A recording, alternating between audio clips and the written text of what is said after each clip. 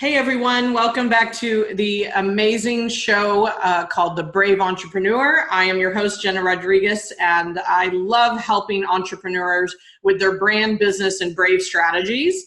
And today we have another special guest, and she will introduce herself in a moment. I just want to remind you, if you're watching The Brave Entrepreneur or you're listening to the podcast on iTunes, please jump over and give us a review, leave a comment, if in fact it makes a difference for you. So I just wanted to share that up front. I'm so grateful for the community and the brave community that we've created. We've been on the air for about 4 years plus now, and I just really want to say thank you. And so let's dive in. Welcome, Isabel Hunt. How are you?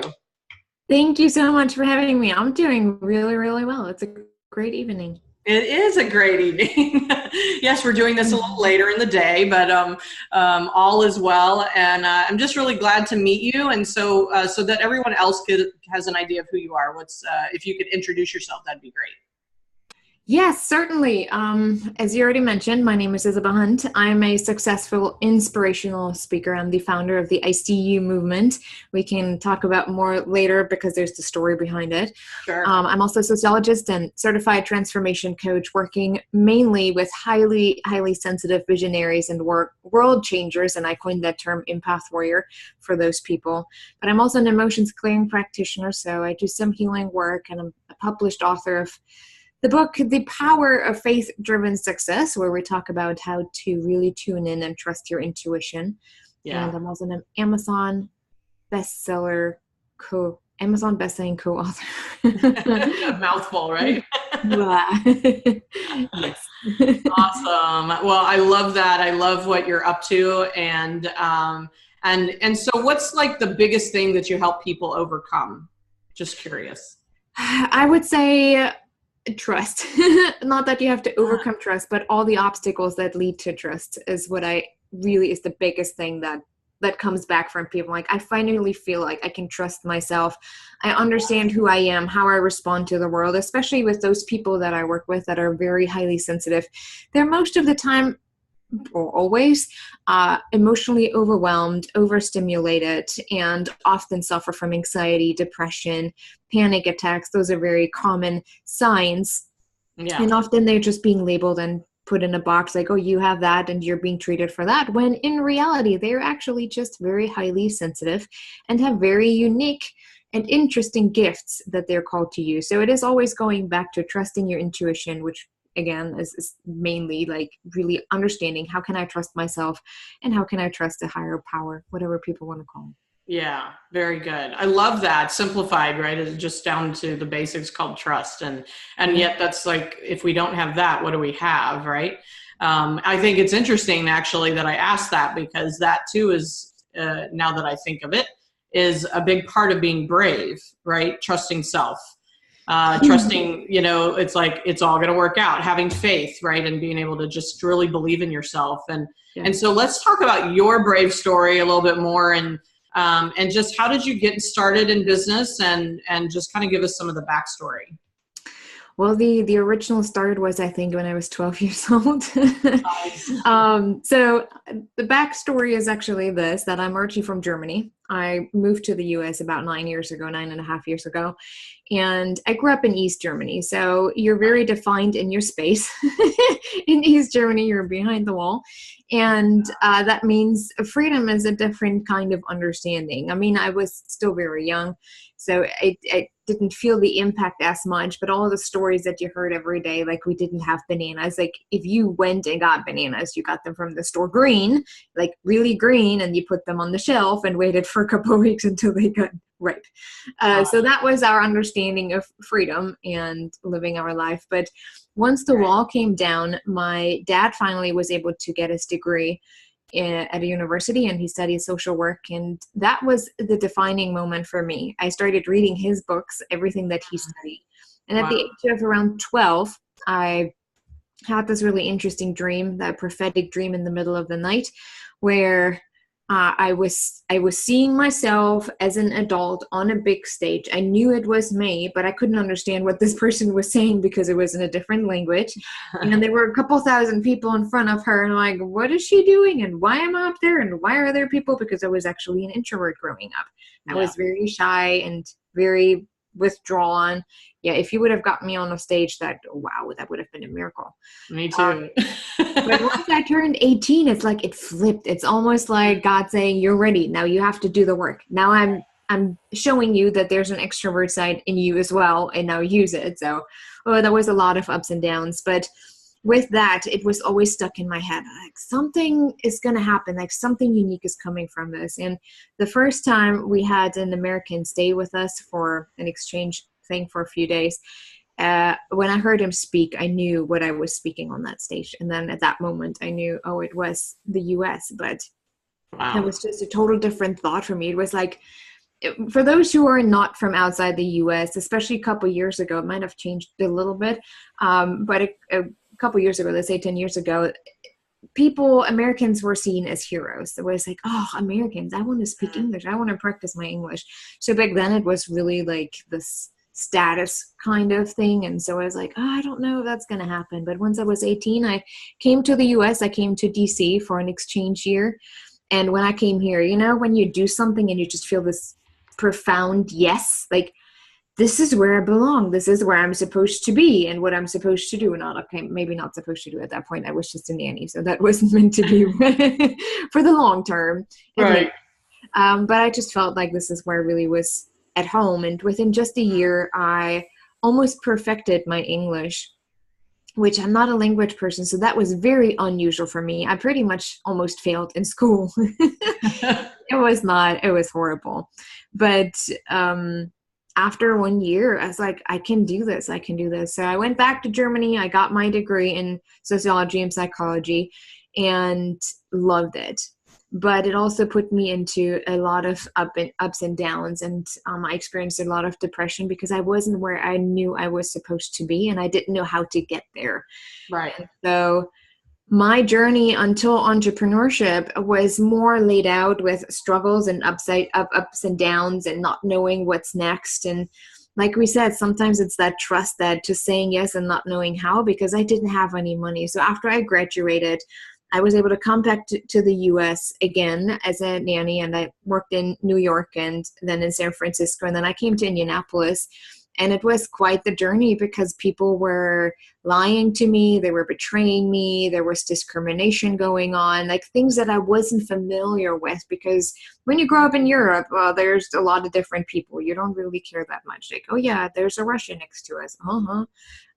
It's like states over there.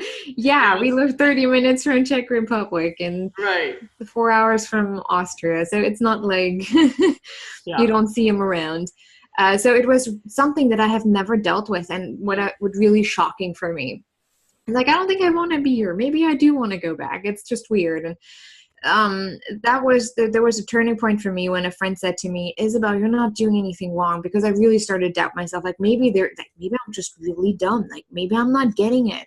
And she's like, no, it's not you, not really. But what you do is when you look at people and when you are with people, it's like you're reading their soul. You're looking at people to the point that they feel that you're so connected to their soul that they can't hide anything anymore.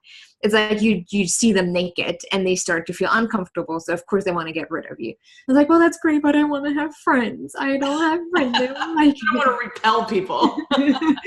I get that. Yeah, and so I had to really learn how to use that and see that as a gift and to acknowledge that even as a gift. And it wasn't until I went through my coaching training where I really, really understood the term empath and highly sensitive, and ripping all those layers off that really kept me from understanding the term even spirituality, because I grew up very religious in a Lutheran church in Germany. And so all those things just were kind of stripped away from me, all the labels and the boxes that I always was in it. And then I had a total identity crisis. I'm like, okay, now that this is all gone, what's happening? And I tried a couple jobs here and there, and it never worked out because I was always overwhelmed. There was like, I am someone who likes to be in control. And if I just have like an assistant administrative job, yeah, that's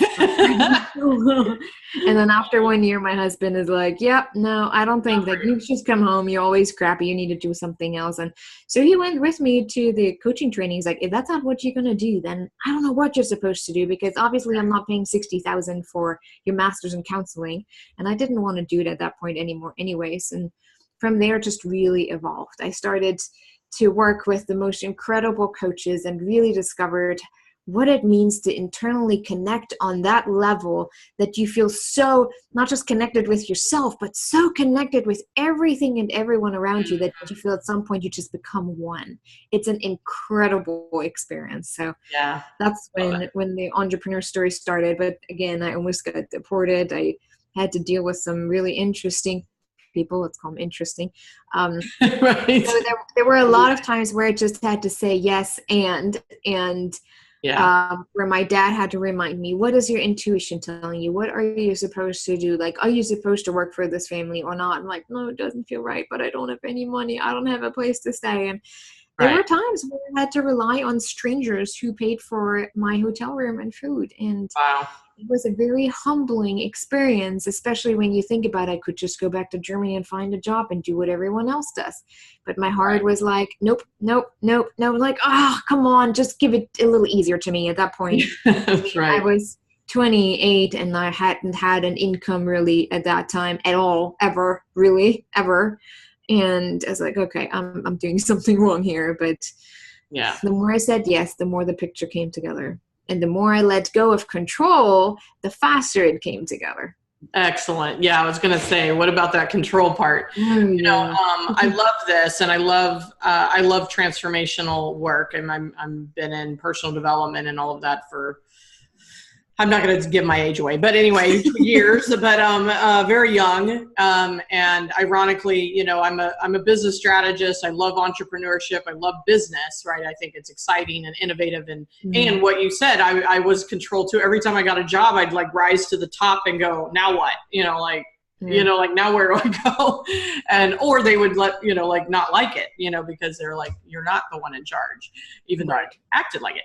So, I was somewhat unemployable, at times. And so I get that. I think that's where the entrepreneurial spirit really lives, and we have to find a way to foster it. And interesting enough, I've just recently partnered with two other individuals, one being a transformational life coach, and we're going to license her system so people can be the transformational coaches in their business or in their life, just like you are. It's like, I think that is the message. I think that's a space that just, needs to be expanded in whatever way it can be expanded, because how much is mindset of everything we do, and how much is understanding how to trust and how to, be really connected to source and connected to ourselves. And so, I'm excited about that new venture as well, to bring that to more people. And so for you to do what you do and to stay like, even though it was hard and you're like, can I just, it's like the ego wants it to be easier, but sometimes, it's like the journey in the path that you're meant to follow is, it's leading to where you are now. So here we are, right? Yeah. I'm not even sure if I really wanted it easier, because for most of my life, I identified with struggle. And once I didn't have that extreme struggle anymore, and I got married, and I didn't have this struggle going on of, okay, how do I stay here? What is possible? And we're still married after 8 years, so happy. It's an accomplishment. That is, yeah. And so it definitely, like, struggle wasn't like, sometimes I even invited back in, like I can even now, after doing all those years, all this work for all those years, you still sometimes catch yourself like, ooh, there's an old story coming back up about struggle. It can be easy. So it actually is, it can be easy. It's just the way we see it and experience it and want to, because most of my life, struggle was an identification for me. And so not having to struggle and not struggling meant I didn't do enough. Yeah, the mentor I've worked around, she says, to check ourselves and ask, do we find our value in the struggle? Because we'll keep on reliving the struggle or the attraction of it. until we're really done with that conversation, like done with that story. And so I completely get it, because I lived there too. I was like victim number one, like, let's bring it on. Right. So, so this is just a beautiful conversation. And I think it's just really important for people to hear. And so what is the one thing that you feel people, if they really want to shift, and I'm just so curious what you're going to say, because if you really want it's like want to shift and kind of like the struggle starts to stop, and like really, like, what would you say they have to do in order for that to happen? 100% my belief is understand your emotions. Understand how your emotions are your messenger and not just something that you experience or something that you have to live with. Asking yourself the right questions so you can reflect on back if you're still on your path, if you're still in alignment with who you are and what you're called to do, or if you're off. And most of the people, we have created a system that uses our own emotions against ourselves. The biggest one is fear. I love talking about that topic altogether. I have a talk coming up about that. And it's just really interesting how we started to use the emotions against each other and against ourselves in the way we see each other, and how we just, like, everyone who's angry is a bad person, right? Fear, well, if you don't experience this, then you're probably not doing anything right. Because like this flashlight in the window that says open, like, come on, fear, let's talk about it. Let's bring it back in, because, well, if you don't experience any fear, then there must be something wrong. But it really is about the relationship that we have with the emotion itself. Therefore, with the frequency of each emotion. And that has really helped me to bringing back the science and the spiritual part of it that was being taken away with Rene Descartes in the 17th century. That spiritual part that was overlapping with the body and mind, so mind, body, and soul, was taking apart in the 17th century because church, they wanted to keep the power, and they knew they can keep the power through emotional manipulation. Yeah. And so with that, now in my work, I have brought this all back together and really helping people understand the emotion doesn't have to change. The relationship that you have to the emotion, how you identify with it and what it says about you and what apparently you're going through, is what is the most significant. And the more we understand that, the more we have this basis, the foundation set up for us, the more guided we can feel from within and can ask for what we need. Usually our emotions experience or help us to understand what our needs are. Right. And that is where I focus on a lot. I teach and coach a lot around the emotions, and I love that. No, I love that answer.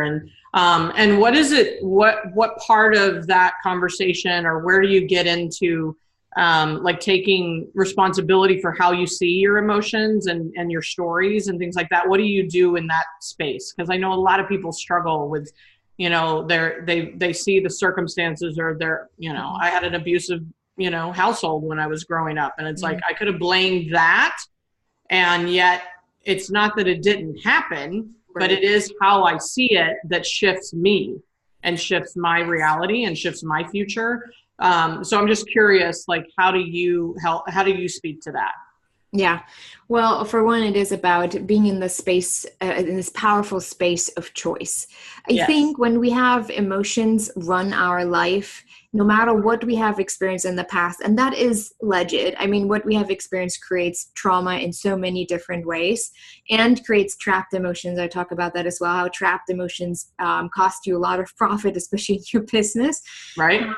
So going back to, but it is that power of choice. And once you make the choice that you no longer have the emotion or the experience or the event in the past dictate who you are today, you can shift very easily in that moment. And that is then, I always say to people, envision your emotions like another person that has a conversation with you. Set them outside of you and have this conversation with you and ask them, okay, what am I missing here? Why am I angry? Where is this going back to? Where have I not respected my own boundaries? Where did I have other people go and just intruded my own space, you know? Yeah. The same with fear. There's so many different questions you can ask yourself, and fear is usually about trust, and that's the bravery. Like Yeah. trust, I think, equals bravery, because when you're in the moment of trust, you do the things that are outside of your comfort zone. You just trust that you have all that it takes, and if not, you just learn from it. Right. And you move one step at a time when it comes to trust. So with emotions, it has helped a lot of people to work through some of the overwhelm and to identify, especially with highly sensitive people, if what they experience is their own or if they took it on from someone else, or just mirroring back something from other people, like moms usually from their children. Right. At that because we don't want them to suffer. Yeah. But in general, it's very interesting for people, especially when you have suffered so much from depression and anxiety and panic attacks. And once you realize that even those evil emotions have a message for you, and that you actually drew them in pretty much because you haven't listened before, because those are the extremes where your body's like, okay, well, let's just throw a total stop into all of this because you're obviously not listening to me and what direction you're supposed to go and what you're supposed to do. So let's just throw this whole thing over. Yeah. So once people have discovered and understand more of what's really going on inside of them and how their heart and their brain is really connected physically, not just energetically, but physically, that's when most of them were, I'm not actually depressed. I don't wear this label. I just didn't listen. And it has been incredible so far with the people that I had the honor to work with, where they got off their antidepressants, or at least lower the dose, because it needs to be very slowly happening. But very, very profound work, and the healing work that comes through all that.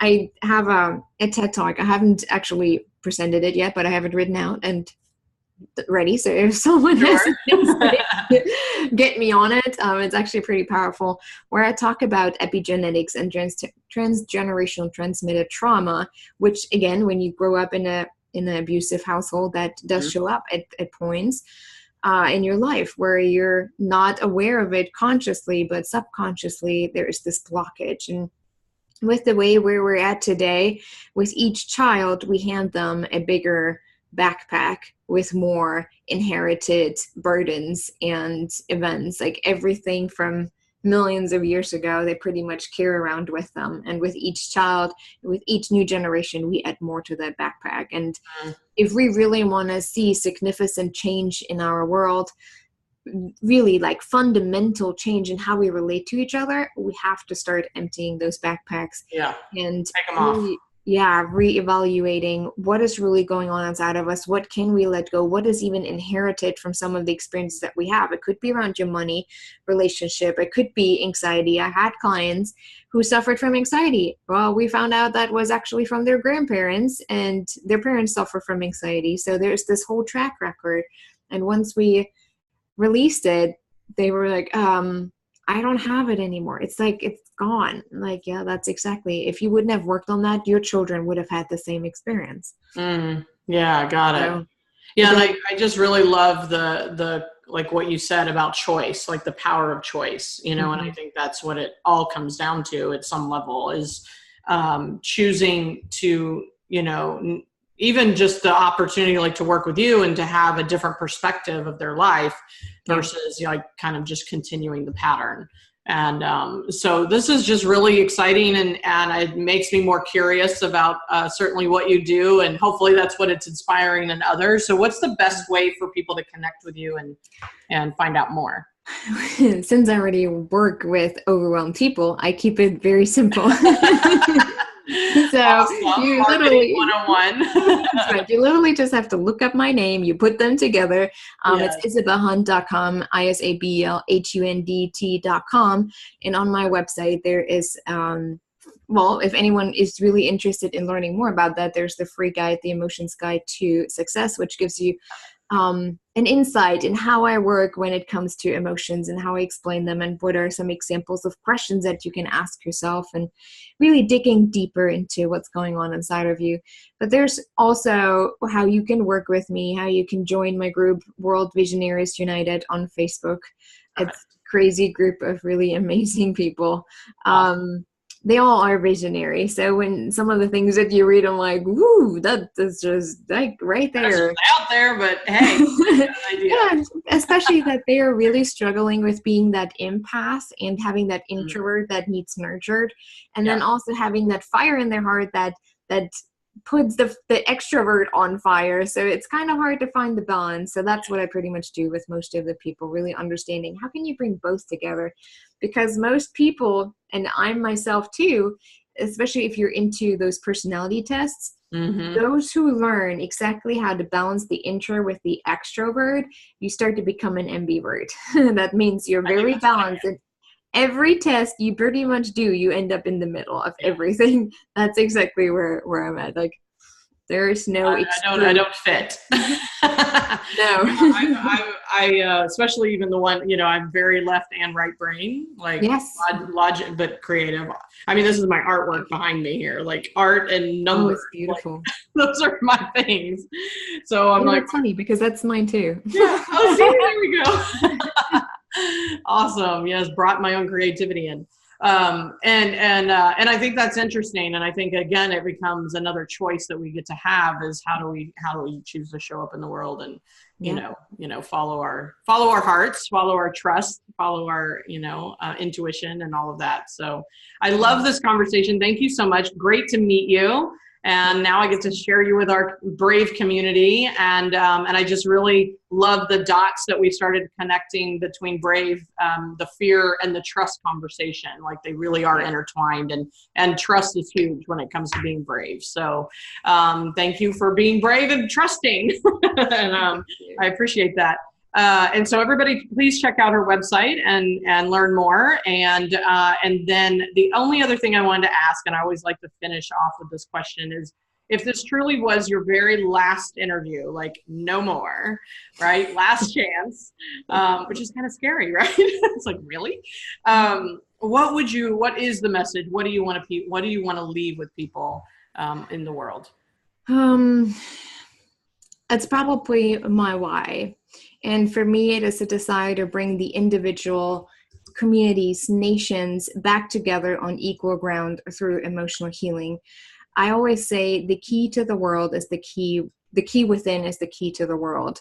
If you really want to see change in the world, you have to turn the key of your heart first, and really understand that anything that is meant for you to do, your calling, is part of a greater good, part of a greater purpose. It never is in any way self-centered, self-serving, or selfish.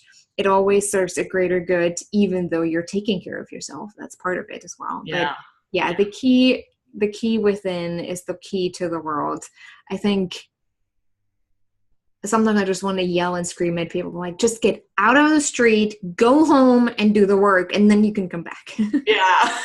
Let's just respect each other. And for me, it really is about that emotional communication. I could talk to you in German and you wouldn't understand a word, but if you're so in tune emotionally, you would know that no matter what words I speak, you can feel the vibration of the emotion that comes with it, and you would know I wouldn't yell at you and cuss you out.